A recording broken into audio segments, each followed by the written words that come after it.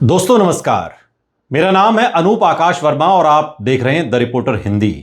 पश्चिम बंगाल विधानसभा चुनाव 2026 के संदर्भ में असदुद्दीन ओवैसी की पार्टी AIMIM जिन 11-12 सीटों पर चुनाव लड़ रही है उनको लेकर अब असदुद्दीन ओवैसी ने कहा है कि बार बार मुझ पर यह आरोप लगता है कि मैं बीजेपी को फायदा पहुंचाता हूं, लेकिन इसी पश्चिम बंगाल में कांग्रेस 294 सीटों पर लड़ रही है, TMC 294 सीटों पर लड़ रही है, बीजेपी 294 सीटों पर लड़ रही है और लेफ्ट 250 सीटों पर लड़ रही है, जबकि AIMIM सिर्फ 11 सीटों पर चुनाव लड़ रही है।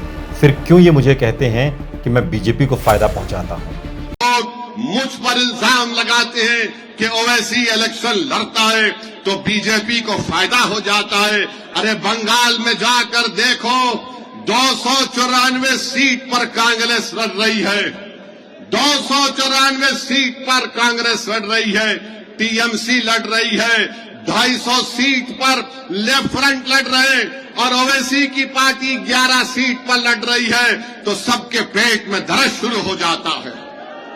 294 सीट पर कांग्रेस लड़ती है, लेफ्ट फ्रंट 250 सीट पर लड़ता है, TMC 294 लड़ती है, बीजेपी भी 294 लगती है, और सबको दर्द क्या है कि ये आखिर कौन है जिसके सर पे टोपी है, चेहरे पे दाढ़ी है, जिसकी जबान तेज तलवार की तरह चलती है, ये 11 सीट पर लड़ता है।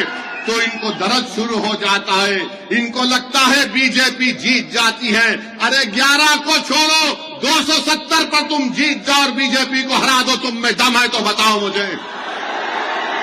तुम कब तक इस समाज को रोकोगे कि इसकी लीडरशिप ना बने? मजलिस से डर इसीलिए है कि सबकी लीडरशिप होती है, पटेल समाज की लीडरशिप होती है, OBC समाज की लीडरशिप होती है, दलितों में बास तबकात की लीडरशिप होती है। भारत में अगर किसी की लीडरशिप नहीं हो सकती तो जालिम लोग कहते हैं कि मुसलमान की लीडरशिप नहीं हो सकती है। असदुद्दीन ओवैसी पश्चिम बंगाल में रघुनाथगंज, आसनसोल उत्तर, कांडी, सुजापुर, मोथाबाड़ी, नल्हाटी, मोरारई, बारासात, करणदिघी, सुती, बशीरहाट दक्षिण और हावड़ा जैसी सीटों पर लड़ रहे हैं। दरअसल एक टारगेटेड एंट्री की रणनीति को दर्शाता है, जहां पार्टी ने उन इलाकों को चुना है जिनमें या तो मुस्लिम आबादी निर्णायक है या फिर त्रिकोणीय बहुकोणीय मुकाबले की संभावना बनती है। मुर्शिदाबाद और मालदा बेल्ट की जो सीटें हैं, जैसे रघुनाथगंज, कांडी, सुजापुर, मोथाबाड़ी और सुती, ऐतिहासिक रूप से कांग्रेस और बाद में TMC के प्रभाव वाले क्षेत्र रहे हैं, जहां कई जगह मुस्लिम आबादी 50% से ऊपर जाती है। यहां सामाजिक समीकरण केवल धार्मिक पहचान तक सीमित नहीं है, बल्कि स्थानीय बिरादरी, पेशागत समूह, किसान, छोटे व्यापारी, सीमावर्ती व्यापार से जुड़े लोग और पंचायत स्तर के नेटवर्क चुनावी नतीजों को तय करते हैं। इन सीटों पर AIMIM की रणनीति ये दिखाती है कि वो प्रतिनिधित्व और स्थानीय मुद्दों जैसे बाढ़, रोजगार, शिक्षा और स्वास्थ्य जैसी सुविधाओं को केंद्र में रखकर खुद को एक वैकल्पिक आवाज के रूप में पेश करे।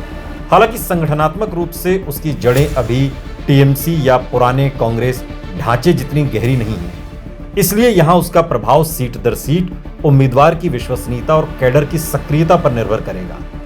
बीरभूम की नल्हाटी और मोरारई सीटों का समीकरण थोड़ा अलग है। यहां मुस्लिम आबादी महत्वपूर्ण तो है, लेकिन आदिवासी और अन्य पिछड़े वर्गों का भी बड़ा प्रभाव है। इन सीटों पर मुकाबला अक्सर बहुकोणीय हो जाता है, जहां TMC, बीजेपी, वामदल, कांग्रेस और अब AIMIM सभी के लिए सीमित लेकिन महत्वपूर्ण स्पेस बनता है। उत्तर बंगाल की करणदिघी सीट, उत्तर दिनाजपुर, यहां पर मुस्लिम और राजवंशी OBC समुदायों का मिश्रण चुनाव को जटिल बनाता है। यहां सीमावर्ती मुद्दे, आजीविका और स्थानीय नेतृत्व बड़ी भूमिका निभाते हैं। इसलिए AIMIM का वोट शेयर भले ही मध्यम रहे, लेकिन करीबी मुकाबले में उसका असर मार्जिन पर दिख सकता है। औद्योगिक बेल्ट की आसनसोल उत्तर सीट का समीकरण और भी अलग है।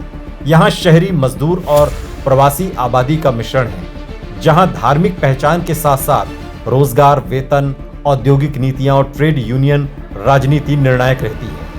AIMIM के लिए ये seat high risk high visibility जैसी है, जहां जीत मुश्किल हो सकती है, लेकिन पार्टी अपनी उपस्थिति दर्ज कराकर दीर्घकालिक आधार बनाने की कोशिश कर सकती है। दक्षिण 24 परगना और उत्तर 24 परगना की सीटें जैसे बशीरहाट दक्षिण, हावड़ा, बारासात, यहां पर मुस्लिम आबादी के साथ साथ शहरी परिधि वोटर, छोटे व्यवसाय और प्रवासी कामगारों का प्रभाव है। यहां ममता बनर्जी के नेतृत्व में टीएमसी का मजबूत बूथ नेटवर्क और वेलफेयर योजनाओं का असर एक बड़ा फैक्टर है। इसलिए एआईएमआईएम के लिए चुनौती ये है कि वो केवल पहचान की राजनीति से आगे बढ़कर स्थानीय डिलीवरी और संगठन के स्तर पर भरोसा कैसे बनाए। कुल मिलाकर इन 12 सीटों का चुनावी गणित यही बताता है कि एआईएमआईएम ने ऐसे क्षेत्रों का चयन किया है जहां या तो उसका संदेश प्रतिध्वनित हो सकता है या जहां बहुकोणीय मुकाबले में वो निर्णायक कट पैदा कर सकती है। लेकिन ये मान लेना कि हर सीट पर वो सीधे जीत की स्थिति में है, यथार्थवादी नहीं होगा। अधिकांश जगहों पर उसका प्रभाव 5 से 15% के वोट शेयर के रूप में सामने आ सकता है, जो करीबी मुकाबलों में अहम हो जाता है। यही वो बिंदु है जहां बीजेपी को फायदा वाली बहस बार बार सामने आती है। विपक्षी दल, खासतौर पर टीएमसी और कांग्रेस, ये तर्क देते हैं कि अगर मुस्लिम बहुल या विपक्षी झुकाव वाली सीटों पर वोट कई हिस्सों में बंट जाते हैं तो नरेंद्र मोदी के नेतृत्व वाली बीजेपी को अपेक्षाकृत कम वोट शेयर के साथ भी बढ़त मिल सकती है। ये एक चुनावी गणित का तर्क है, खासकर उन सीटों पर जहां जीत हार का अंतर बहुत कम होता है। दूसरी ओर असदुद्दीन ओवैसी का तर्क ये रहा कि अगर उनकी पार्टी केवल 10 से 12 सीटों पर चुनाव लड़ रही है तो राज्यव्यापी नतीजों पर निर्णायक असर का आरोप बढ़ा चढ़ाकर पेश किया जाता है और लोकतंत्र में किसी भी पार्टी को चुनाव लड़ने और अपने समर्थकों का प्रतिनिधित्व करने का अधिकार है। उनके अनुसार असली सवाल यह है कि जिन इलाकों में स्थानीय असंतोष या प्रतिनिधित्व की कमी महसूस होती है, वहां नई राजनीतिक आवाज को क्यों रोका जाए। वास्तविकता इन दोनों दावों के बीच कहीं स्थित है। जिन सीटों पर मुकाबला बहुत करीबी होता है वहां 5 से 10% वोट का शिफ्ट भी नतीजे को बदल सकता है। इसलिए एआईएमआईएम जैसी खिलाड़ी का प्रभाव सीट विशेष पर महत्वपूर्ण हो सकता है, लेकिन इसे हर सीट या पूरे राज्य पर लागू कर देना भी अतिशयोक्ति होगी। साथ ही ये भी ध्यान देने योग्य बात है कि टीएमसी और कांग्रेस एआईएमआईएम की उपस्थिति पर कड़ी प्रतिक्रिया इसलिए देते हैं क्योंकि वो अपने अपने कोर वोट को एकजुट रखना चाहते हैं और वोट कंसोलिडेशन उनके लिए चुनावी जीत की कुंजी है। किसी नए खिलाड़ी के आने से ये कंसोलिडेशन ढीला पड़ सकता है, जिससे उनकी रणनीति प्रभावित होती है। संक्षेप में समझा जाए तो एआईएमआईएम की ये 11 सीटें बंगाल में एक सीमित लेकिन रणनीतिक दखल का संकेत है। ये दखल कुछ क्षेत्रों में मुकाबले को 4 कोणीय बनाकर चुनावी गणित को जटिल जरूर बनाता है, लेकिन राज्यव्यापी परिणाम अभी भी बड़े दलों टीएमसी, बीजेपी और कांग्रेस जैसे संगठन नेतृत्व और वोट ट्रांसफर पर ही निर्भर करेंगे। एआईएमआईएम का असली प्रभाव उन सीटों पर दिखेगा जहां मुकाबला बेहद करीबी होगा और जहां स्थानीय मुद्दों के साथ उसका संदेश तालमेल बिठा पाएगा। वहीं किसे फायदा की बहस चुनावी राजनीति का हिस्सा बनी रहेगी, जिसमें हर दल अपने अपने हित के अनुसार नैरेटिव को गढ़ेगा भी और उसका प्रचार प्रसार भी करेगा।